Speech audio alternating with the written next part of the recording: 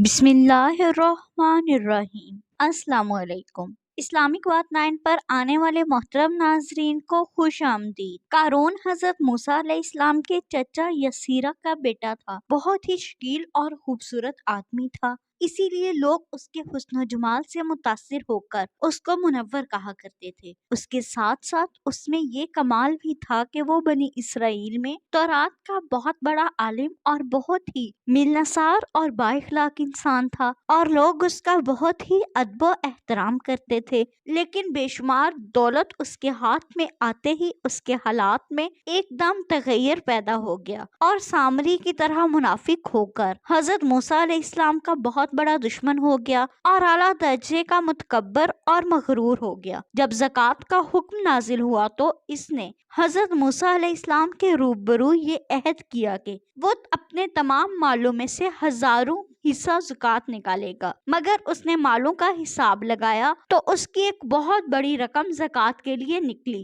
یہ دیکھ کر اس پر ایک دم حرص و بخیل کا بھوت سوار ہو گیا، اور نہ صرف زکوٰۃ کا منکر ہو گیا بلکہ عام طور پر بنی اسرائیل کو بہکانے لگا کہ حضرت موسیٰ علیہ السلام اس بہانے سے تمہارے مالوں کو لینا چاہتے ہیں، یہاں تک کہ حضرت موسیٰ علیہ السلام سے لوگوں کو برگزیدہ کرنے کے لیے اس خبیث نے یہ گندی اور گھنونی چال چلی کہ ایک عورت کو بہت زیادہ مال و دولت دے کر آمادہ کر لیا کہ وہ آپ پر بدکاری کا الزام لگائے۔ چنانچہ عین اس وقت جب کہ حضرت موسیٰ علیہ السلام وعظہ فرما رہے تھے، قارون نے آپ کو ٹوکا کہ فلانی عورت سے آپ نے بدکاری کی ہے۔ حضرت موسیٰ علیہ السلام نے فرمایا کہ اس عورت کو میرے سامنے لاؤ۔ چنانچہ وہ عورت بلائی گئی تو حضرت موسیٰ علیہ السلام نے فرمایا کہ اے عورت، اس اللہ کی قسم جس نے بنی اسرائیل کے لیے دریا کو پھاڑ دیا اور عافیت کے ساتھ دریا کے پار کر کے فرعون سے نجات دی، سچ سچ کہہ دے کہ واقعہ کیا ہے۔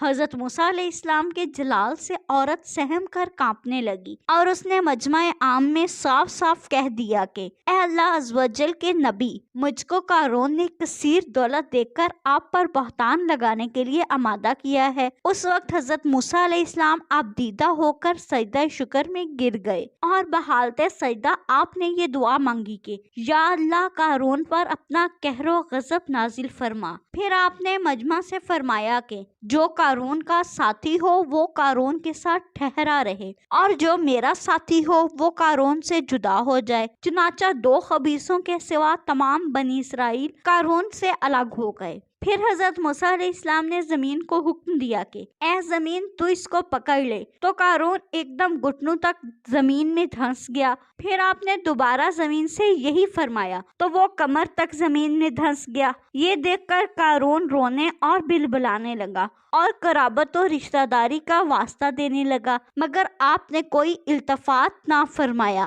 یہاں تک کہ وہ بالکل زمین میں دھنس گیا۔ 2 منحوس آدمی جو قارون کے ساتھی ہوئے تھے لوگوں سے کہنے لگے کہ حضرت موسیٰ علیہ السلام نے قارون کو اس لیے زمین میں دھنسا دیا تاکہ قارون کے مکان اور اس کے خزانوں پر خود قبضہ کر لے۔ تو آپ نے اللہ تعالیٰ سے دعا مانگی کہ چنانچہ قارون کا مکان جو سونے کا تھا اور اس کا خزانہ سبھی زمین میں دھنس گئے۔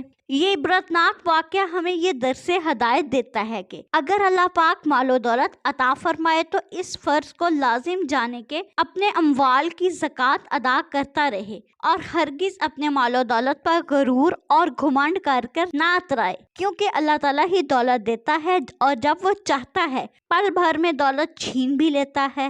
ہر وقت اس کا دھیان رکھتے ہوئے تواضع اور انکساری کی عادت رکھے، اور ہرگز کبھی انبیاء و اولیاء اور صالحین کی اذا رسانی و بدگوئی نہ کرے۔ ان کے مقبولانِ بارگاہ الہی کی دعا اور بد دعا سے وہ ہو جایا کرتا ہے جس کا لوگ تصور اور خیال بھی نہیں کرتے۔ اللہ پاک ہم سب کو نیک کام کرنے کی توفیق عطا فرمائے، آمین یا رب العالمین۔ مزید اسلامک ویڈیوز دیکھنے کے لیے ہمارے چینل کو سبسکرائب کریں۔